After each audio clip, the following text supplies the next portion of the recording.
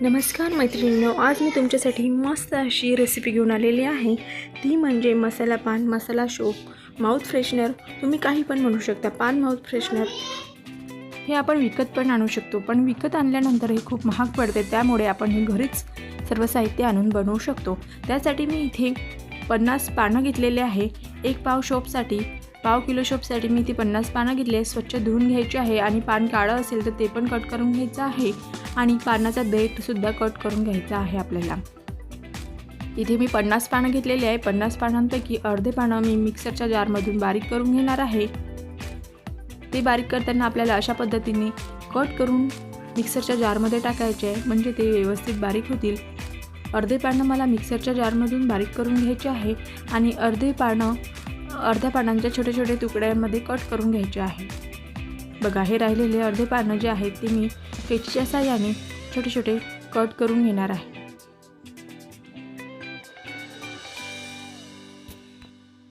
या मसाला शोपचे, मसाला पानचे खूप फायदे आहे. पानामुळे आपल्याला कॅल्शियम मिळते. यात चुना आणि बाकी जे साहित्य असते त्यामुळे आपल्याला कॅल्शियम मिळते. सर्दी खोकल्यासाठी पण रामबाण उपाय आहे. नागवेलच्या पानांमधून सुद्धा आपल्याला कॅल्शियम मिळते आणि जेवणानंतरही जर 1 चमचा खाल्ल्याने आपलं पचन पण छान होते. त्यामुळे आणि हे रोज आपल्या आहारामध्ये म्हणजे खाण्यात येते आणि खाण्यात आलं तर ते आपल्या पचनासाठी, डायजेस्टिव्ह सिस्टीम सुधारण्यास मदत करते. रोज आपल्याला नागवेलचं पान खाण्यात येत नाही, पण या प्रकारे जर आपण शोप बनवून ठेवली आणि हे मिश्रण बनवून ठेवलं तर रोज 1 चमचाभर इझिली आपण खाऊन घेऊ शकतो. त्यामुळे आपल्याला सर्व घटक आपल्या शरीराला लागतात. बघा, इथे मी 1 पाव शोप घेतलेली आहे. पाव किलो शोप घेतलेली आहे. यामध्ये मी 1 चमचा काथा टाकणार आहे. काथा की जो आपण पान बनवताना वापरतो तो काथा टाकणार आहे 1 चमचा. आणि इथे मी 2 टेबलस्पून चमनबार टाकणार आहे. चमनबार की जो पान ठेल्यावर पानवाले यूज करतात आणि पानाला लावतो आपण, त्याने खूप छान सुगंध येते, स्मेल येते, खूप छान. आपली इच्छा होते की पान खायची, म्हणून ते मी 2 टेबलस्पून घेत आहे. आणि यामध्ये मी 2 वाट्या बारीक केलेली साखर टाकणार आहे. ते तुम्ही तुमच्या आवडीप्रमाणे घेऊ शकता. तुम्हाला जर जास्त गोड आवडत असेल तर तुम्ही जास्त पण घेऊ शकता. इथे मी 2 वाट्या बारीक केलेली साखर घेतलेली आहे. आणि एक महत्त्वाचा घटक म्हणजे यात आपल्याला लागणार आहे चुना. चुना मी इथे एका वाटीत काढून घेणार आहे आणि त्या वाटीत थोडं पाणी टाकून मी त्याची स्लरी बनवून घेणार आहे, जेणेकरून तो चुना आपल्या संपूर्ण शोपला आणि मिश्रणात व्यवस्थित मिक्स झाला पाहिजे. म्हणून त्यात मी अशा प्रकारे पाणी टाकून त्याची स्लरी बनवून घेणार आहे आणि ते मग या मिश्रणामध्ये, शोपमध्ये मिक्स करणार आहे. बघा, अशा प्रकारे चुन्यामधून आपल्याला भरपूर प्रमाणात कॅल्शियम मिळते. तुम्हाला जर असं पान शोप खायला आवडत नसेल तर तुम्ही आपली कणिक मळतो आपण चपात्याची, त्या चपात्याच्या कणिकमध्ये पण थोडा चुना घेऊ शकतात. इथे मी 5-6 लवंग, 5-6 विलायची घेत आहे आणि पानासोबतच मी ते बारीक करून घेणार आहे. सर्दी खोकल्यावर, घशाच्या इन्फेक्शनवर पण पान हे एक गुणकारी औषध म्हणून वापरण्यात येते. बघा, इथे मी पान बारीक करून घेतलेले आहे. यासोबतच विलायची आणि लवंग पण बारीक करून घेतलेले आहे. विलायची आणि लवंगचं प्रमाण आपल्याला अगदी कमी घ्यायचं आहे. त्यामुळेच मी इथे पाव किलो शोपला 5 ते 6 विलायची घेतली आहे आणि 5 ते 6 लवंग घेतलेली आहे. हे व्यवस्थित आपल्याला जार पुसून घ्यायचं आहे आणि हे व्यवस्थित मिश्रण मिक्स करून घ्यायचं आहे. आणि प्रत्येक शोपच्या दाण्याला हे बारीक केलेलं पान लागायला हवं, म्हणून मी हे अर्धे पानं बारीक करून घेतलेले आहे मिक्सरमधून, जारमधून अगदी बारीक पेस्ट बनवून घेतलेली आहे. आणि बाकी अर्धे राहिलेले पानं मी हे कैचीने बारीक काप करून घेणार आहे. बघा, अशा प्रकारे हे सर्व मिश्रण मिक्स करून घेऊन प्रत्येक शोपच्या दाण्याला हे पानाची पेस्ट लागेल याची आपल्याला काळजी घ्यायची आहे. अशा पद्धतीने व्यवस्थित मिक्स करायचं आहे. तुम्हाला वाटलं तर तुम्ही हाताने पण व्यवस्थित मिक्स करू शकता.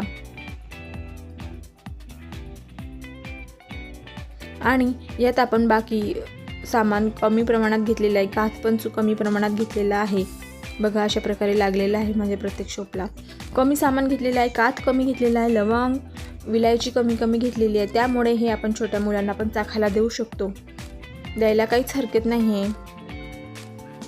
बघा आता इथे मी यामध्ये आपण चेरीसुद्धा ॲड करणार आहे. तुमच्याजवळ धना दाल बाकी साहित्य असलं ते तुम्ही ॲड करू शकता. तुमच्या गरजेनुसार तुमच्या आवडीनुसार तुम्ही आणखी यात सामान ॲड करू शकता. तुम्ही यात सुपारी ॲड करू शकता, पण हे मग सुपारी सगळ्यांना चालत नाही ना, त्यामुळे आपण छोट्या मुलं नाही खाऊ शकत. त्यामुळे मी इथे सुपारी स्किप केलेली आहे आणि इथे मी चेरी ॲड करून घेतलेली आहे. चेरी तर मुलांना खूपच आवडते आणि आपल्याला पण चेरी आवडतेच आणि चेरीनी छान लागते. बघा इथे मी चेरी टाकून घेतलेली आहे आणि इथे मी आता गुलकंद ॲड करणार आहे आणि हे बारीक केलेले पानाचे कापसुद्धा आत्ताच टाकून मिक्स करून घेणार आहे. बघा मस्त आपला मुखवास बनवून तयार आहे. इथे तुम्ही बाकी तुमच्या आवडीनुसार पण आणखी सामान ॲड करू शकता. इथे मी आता गुलकंद ॲड करून घेणार आहे. यामध्ये माझ्याकडे हा गुलकंद आहे, हा मी शरबतात वगैरे वापरायची उन्हाळ्यात, तो माझ्याकडे शिल्लक होता म्हणून मी टाकत आहे. गुलकंद टाकलाच पाहिजे, गुलकंद हा कंपल्सरी आहे असं अजिबात नाही. असेल तुमच्याकडे अवेलेबल किंवा तुम्ही टाकू शकत असाल तर टाकायचा, नाहीतर नाही टाकलं तरी चालेल. गुलकंद माझ्या मुलाला खूप आवडतो त्यामुळे तो मागत आहे मला. सो माझ्याकडे संपलाय गुलकंद, थोडाच होता, मी तेवढाच वापरणार आहे. तुम्ही 1 वाटीसुद्धा वापरू शकता. तुमच्याकडे असेल तर तुम्ही 1 वाटी पण गुलकंद यूज करू शकता. हे बघा माझ्या मुलाची खायची इच्छा होत आहे त्याने घेतलंच बोटाला. सो तुमच्याकडे असेल तर तुम्ही टाका, नसेल तर नाही टाकलं तरी चालेल. असं पण ही शोप खूप छान लागते कारण आपण त्यात चमनबार टाकलेला आहे. पण हा गुलकंद मिक्स करताना व्यवस्थित मिक्स झाला पाहिजे आणि प्रत्येक शोपच्या दाण्याला गुलकंदची टेस्ट आली पाहिजे आणि गुलकंद चिपकला पाहिजे, म्हणजे मिक्स व्यवस्थित झाला पाहिजे. बघा अशा प्रकारे मिक्स करू शकतो आपण, किंवा तुम्ही चमच्याने न करता हाताने पण असं मिक्स केलं तरी चालेल. तुम्ही हाताने पण हे मिक्स करू शकता.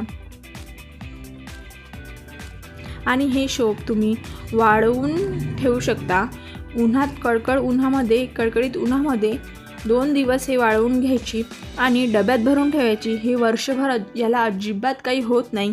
आणि जर तुम्हाला हे ओलीच खायला आवडत असेल तर अशीची अशी एका डब्यामध्ये भरूनसुद्धा तुम्ही फ्रीजमध्ये ठेवू शकता आणि जेवढं तुम्हाला 1 आठवडाभरासाठी लागते तेवढी शोप तुम्ही बाहेर छोट्या जारमध्ये भरून ठेवू शकता आणि बाकीची उरलेली तुम्ही मोठ्या जारमध्ये भरून फ्रीजला स्टोअर करून ठेवू शकता.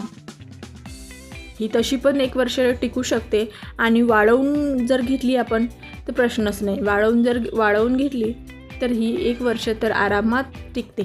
वाळवून घेऊन डब्यात भरून ठेवायची आणि थोडी बाहेर आपल्या पानपुड्यामध्ये काढत जायची.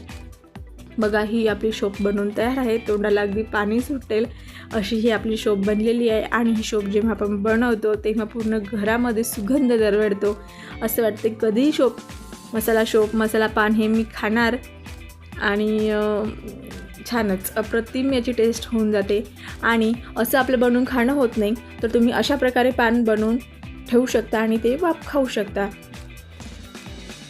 ही रेसिपी तुम्ही नक्की ट्राय करा, तुम्हाला नक्की आवडेल आणि तुमच्या घरचे पण खूप खुश होऊन जातील अशी ही रेसिपी आहे. खूप गोड ही रेसिपी आहे. तुम्ही नक्की बनवा आणि बनल्यानंतर मला कळवा की कशी झाली ही मसाला शोप. आणि माझ्या चॅनलला लाईक करा, शेअर करा, सबस्क्राईब करायला विसरू नका.